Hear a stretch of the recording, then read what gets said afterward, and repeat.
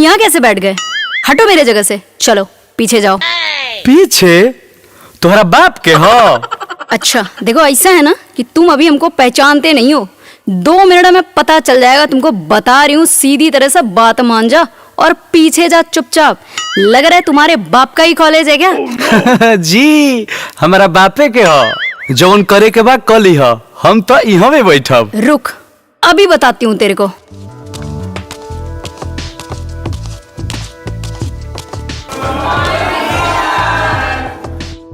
ये सब क्या कर रहे हो? क्या तमाशा है? पूछिए सर इसी से। अरे हम कुछ ना कोई नहीं हो सर। कैली बरियारी हमसे अखिया देखा के, गुंडा लेखा आइल बड़ी 4 गोलिया के। काल खाली गइल रही चाचा के बराती, इहे अजबरले बड़ी सीट हमारे आके।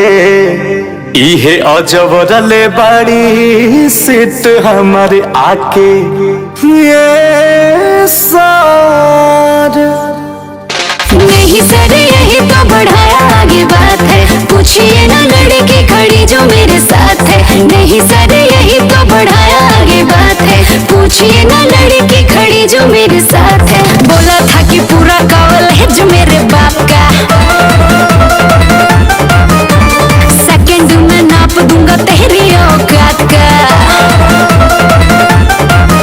अरे बोला था कि पूरा कॉल है जो मेरे बाप का। सेकंड में नाप दूंगा तेरी औकात का। अरे क्या सीधा बन रहा है। हम तो कुछ नहीं कहनी, बदनाम कर दिली। कि हम तो कुछ नहीं कहनी, बदनाम कर दिली। ये सार हमको साफ साफ बताओ, हुआ क्या है? तुम लोग पढ़ने आते हो कि झगड़ा करने आते हो?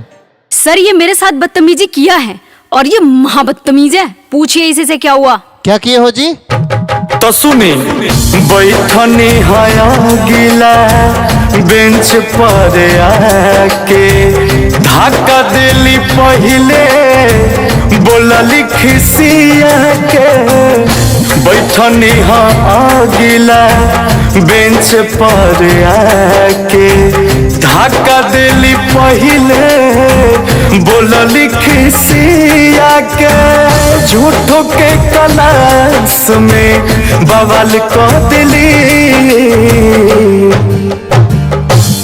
ए सर हम तो कुछ नहीं कहनी, बदनाम कर दिली। कि हम तो कुछ नहीं कहनी, बदनाम कर दिली।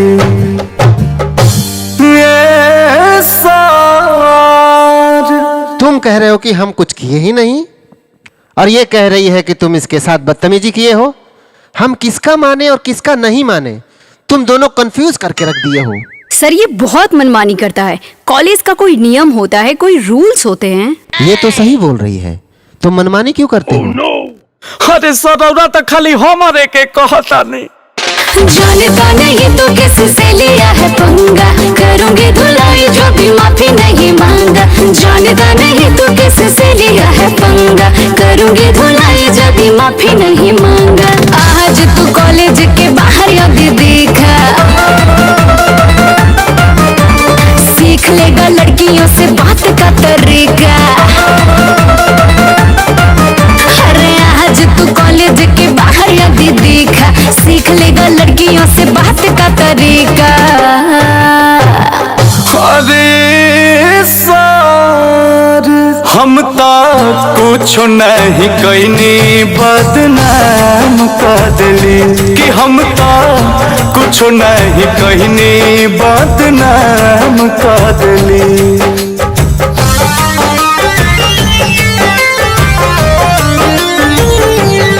करना मान हकी आगे हम बैठे, पूछली ना पवन से दिल्ली हका नहीं थी झूठ बोल रहा है सर के ये। करना मान हकी आगे हम बैठी पूछली ना पवन से दिल्ली हका नहीं थी अंकुश राजा के ये जात नीलम का दिली सार हम तो कुछ नहीं कहनी बदनाम कर दिली कि हम तो कुछ नहीं कहनी बदनाम कर दिली अरे सार आज तुम दोनों मिलके एकदम से मुझे परेशान कर दिए हो। मैं तुम दोनों को अभी के अभी इस कॉलेज से बाहर करता हूँ। अरे अरे सर ऐसा कुछ नहीं है, हम तो बस मजाक कर रहे थे। हाँ सर मजाक करत रही जा। एडजस्ट कर लेंगे, कोई इशू नहीं। हाँ हाँ हाँ